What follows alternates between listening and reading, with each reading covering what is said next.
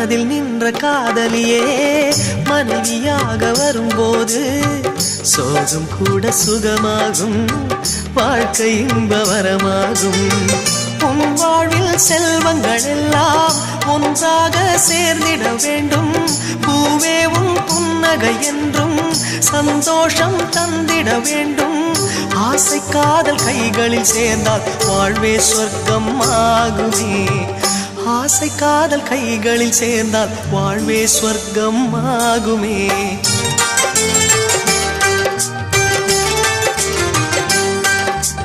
ஆனந்தம் ஆனந்தம் பாடும் மனமாசையின் ஊஞ்சலில் ஆடும்.